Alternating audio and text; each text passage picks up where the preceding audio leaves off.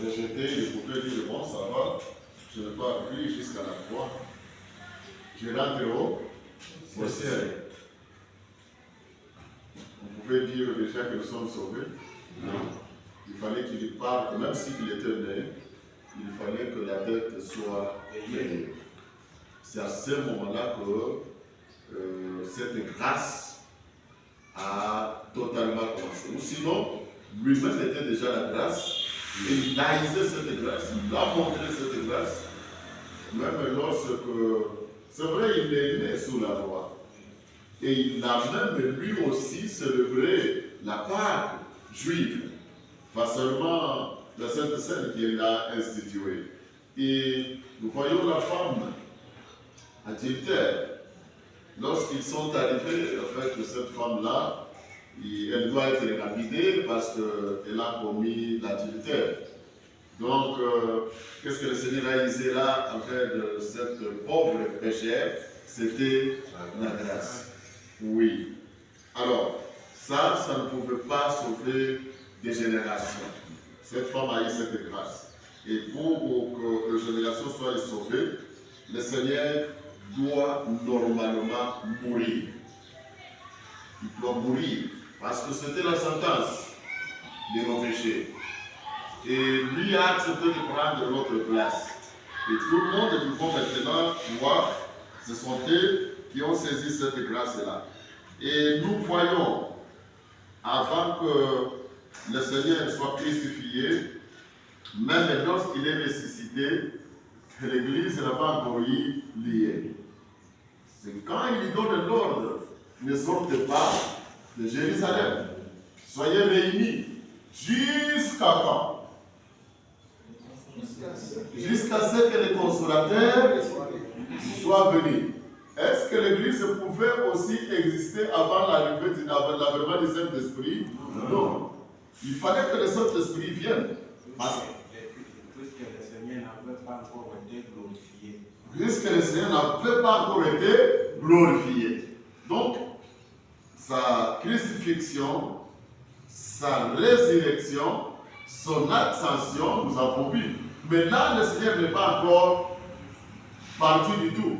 Et nous avons vu, il avait achevé l'œuvre que Dieu lui avait donné à faire. Et là, quand le Saint-Esprit descend, et vous allez voir que avant que le Saint-Esprit vienne, il n'y avait même pas l'annonce de l'Évangile. Il n'y en avait pas. Ils étaient tous réunis avec comme l'unique point d'attente du Saint-Esprit. Et c'est le Saint-Esprit qui arrive maintenant dans le chapitre 2 des Actes des Apôtres, le jour de Pentecôte, que Pierre, rempli du Saint-Esprit, qui va même commencer à dire quelque chose sur l'évangélisation. Qu'est-ce que nous voyons? Le Saint-Esprit arrive avec la manifestation de bruit, avec quelque chose qui frappe, avec quelque chose qui donne vraiment des étonnements. Et les gens remplissent des fenêtres. Ils arrivent, bien qu'eux arrivent à tort pour dire que ces gens sont ivres. Parce que pour eux, la joie qui se trouve là-bas, l'ambiance qui est là, ce sont des choses que nous ne voyons qu'avec les gens qui sont déjà ivres. Mais si le Saint-Esprit n'était pas encore là, Pierre ne pouvait pas voir les mots qu'il pouvait parler avec. C'est là que Pierre se trouve debout pour commencer à prêcher l'évangile. Ces gens que vous voyez, ils ne sont pas ivres. Vous voyez, il y a maintenant l'explication de ce qui a été promise à ce premier discours de Pierre à la Pentecôte est vraiment basé sur l'explication des choses étonnantes. Ces gens que vous voyez ne sont pas ivres. Mais qu'est-ce qui se passe? Il y avait une promesse. Joël, il parle, et par là, il introduit déjà le Seigneur Jésus. C'est lui qui a fait ça. Et qu'est-ce qu'il dit? C'est lui que vous avez crucifié. Et ces gens se sentent déjà coupables. Nous l'avons fait. Et maintenant, vraiment, est-ce qu'il n'y a pas quand même un point de sortie par rapport à ce que nous avons fait? Que ferons-nous? Donc, ces gens étaient saisis des componctions. Leur cœur était vraiment touché par l'évangile que Pierre est en train de prêcher. Que ferons-nous, frères?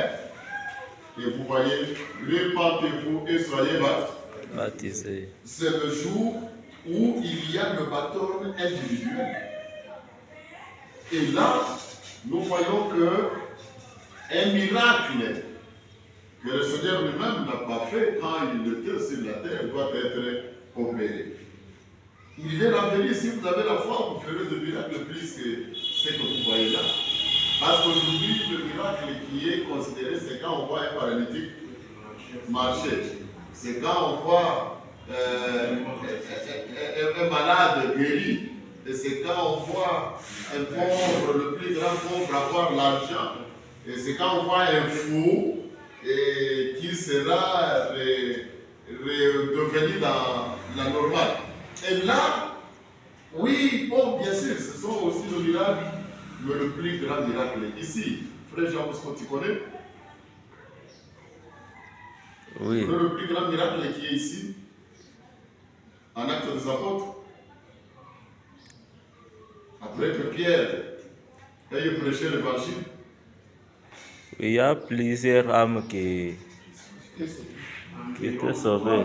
Oui. Environ 3000 âmes. Ah, Tu comprends ça? oui. Avec quel micro que la voix de Pierre pouvait aller comme ça? Le micro céleste, le Saint-Esprit.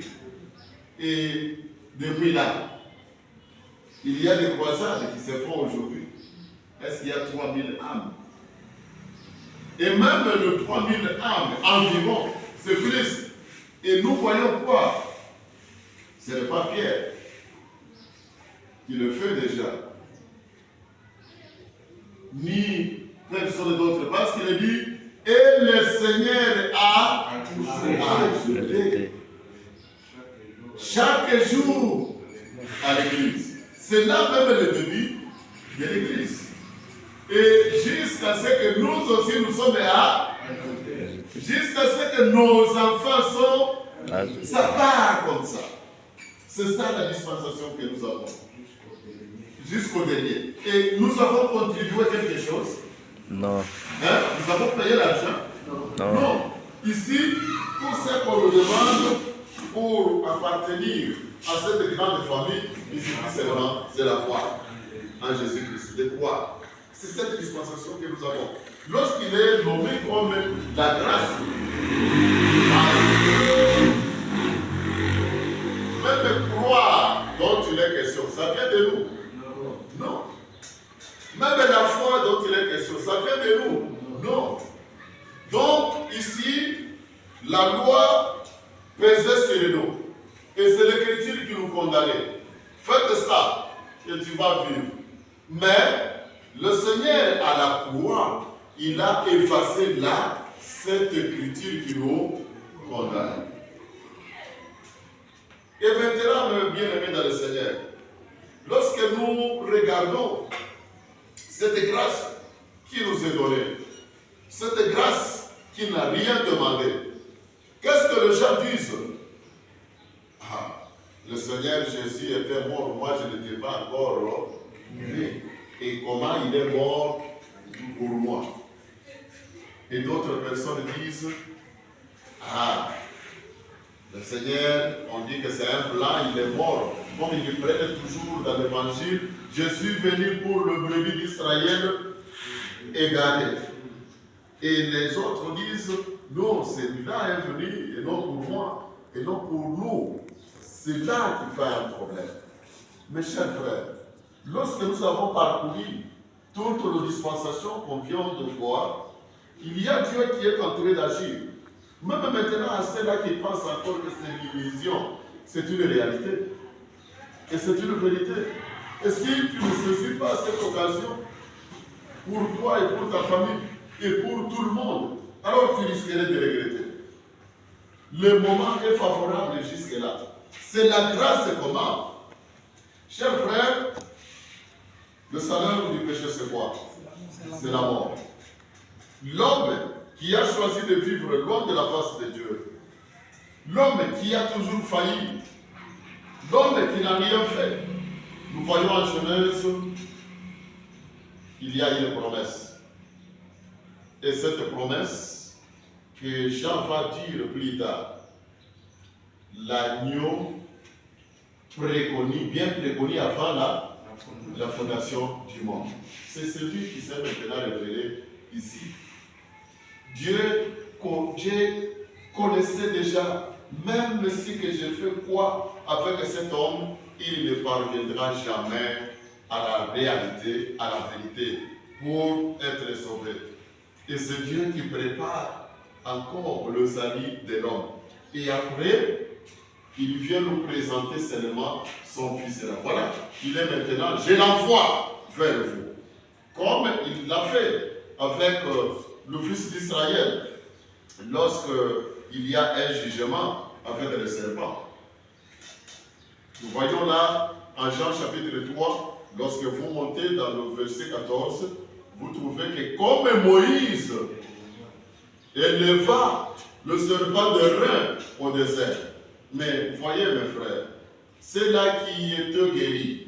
Est-ce qu'il y avait qu'on prenne ce serpent de rein là, il est parti et mettre de vaccin dans chacun d'entre les fils d'Israël? Qu'est-ce qu'il fallait? Regardez seulement. Même l'autre qui tirait son pied qui était plein de venin de serpent. Et lorsque tu regardais, il était déjà sauvé. C'est Dieu lui-même dans sa suprématie qui a donné ça comme moyen. Et de la même manière maintenant que nous sommes dans le verset 16. Car Dieu a tant aimé le monde qu'il a donné son Fils unique afin que quiconque croit à lui ne périsse point, mais qu'il ait la vie éternelle. C'est la grâce. Parce que même le serpent de rein, il n'a pas été demandé au fils d'Israël de le fabriquer. Il n'a pas été au fils d'Israël de cotiser. Il n'a pas été demandé au fils d'Israël d'amener quelque chose. Regarde seulement. Et c'est de cette même manière que le Fils de l'homme est élevé sur la croix et crucifié.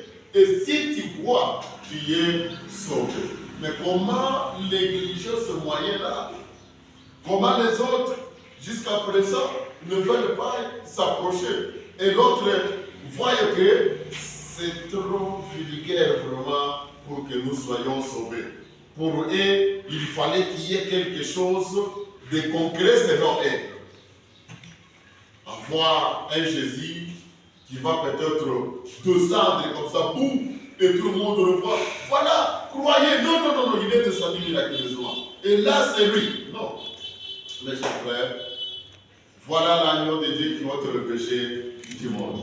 Et il l'a fait. Maintenant, notre part que nous devons respecter, c'est croire. Lorsque nous croyons, n'est-ce pas, c'est par la foi. Voilà, ça suffit, nous sommes sauvés. Ça suffit, nous sommes sauvés. Et maintenant, il reste encore un point. Faire preuve de notre salut.